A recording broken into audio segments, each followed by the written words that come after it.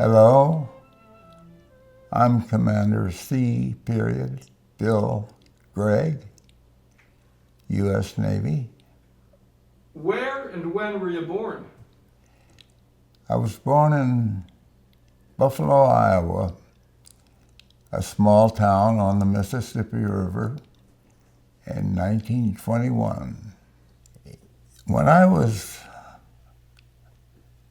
about 11 or 12, I was delivering a Sunday paper, the Des Moines Register, in our little village, and they had a contest with us, the paper boys, about increasing the subscription to that paper. I won it,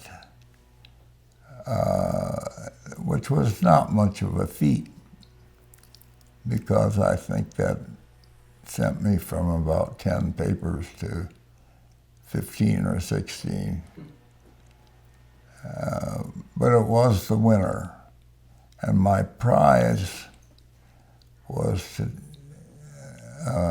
take a airplane trip in the Des Moines Register airplane,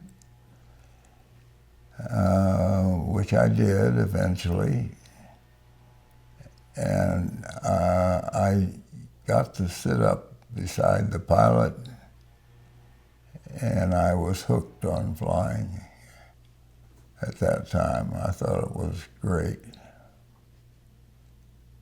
So it was an important time in my life when I decided that what I really wanted to do was fly.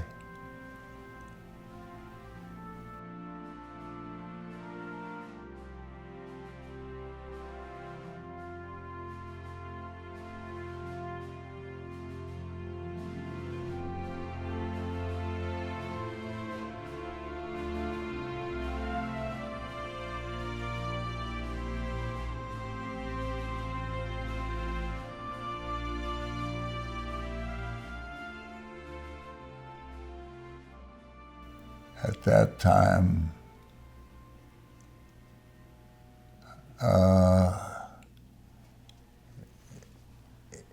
the only place available,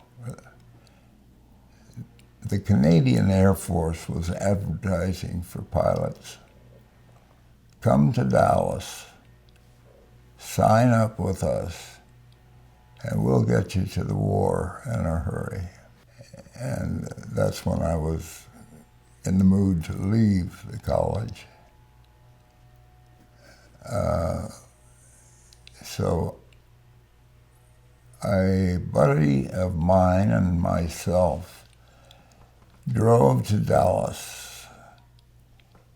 At 6 a.m., we were standing outside the suite occupied by the Canadian Air Force. No one was there. But across the hall was an open office, and this Navy person came out to us and asked if we'd like a cup of coffee. And we said yes. He also told us that those Canadians didn't know how to get up early and go to work. And so we went across to his office. He told us about the Navy Air Corps. And in 1 hour, when the Canadians came to open their office, the two of us had signed up for the U.S. Navy Aviation. And so there we were, and this person who opened that office was a very good salesman. That's amazing how literally an hour it transformed your whole life. Absolutely.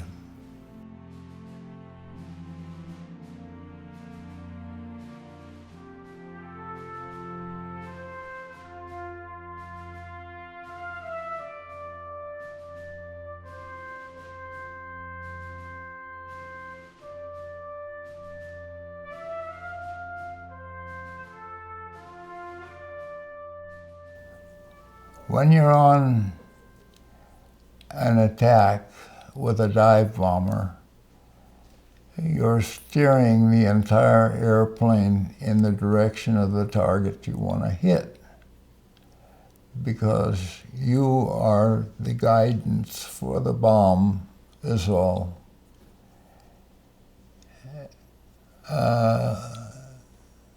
One attack on a Japanese ship off Guadalcanal was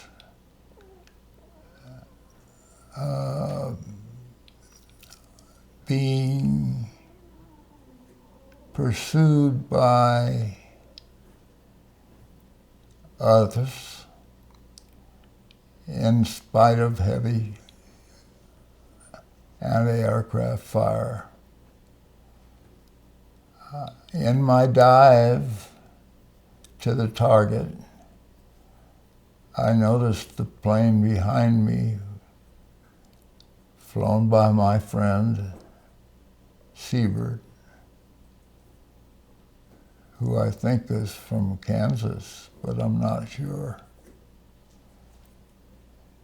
He had a wonderful grin, and he was going down with a fire on his tail,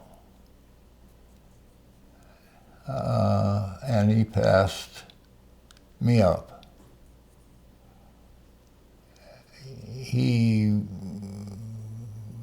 obviously knew that he had been hit and what the consequences were going to be.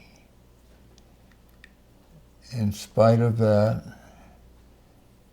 he looked up at me and gave me his little salute.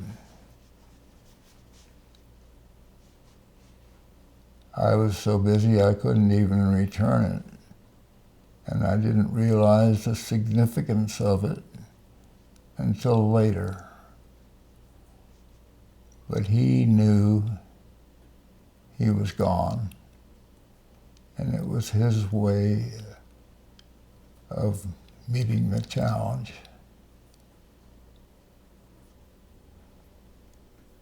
After Seib saluted me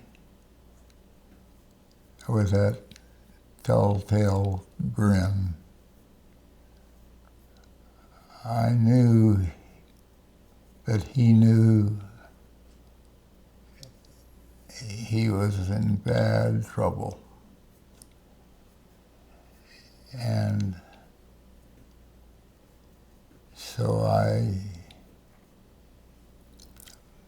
bid him goodbye in the best way I could and watched his plane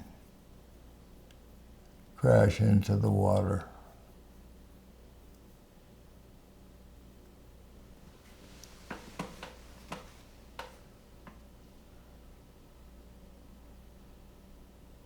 What was that like for you to see your buddy, you know, he knew he was going to die, and to have the,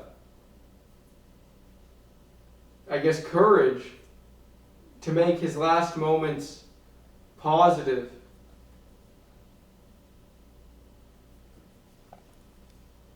Well, you always wonder at a time like that if you could have faced it with as much grace. And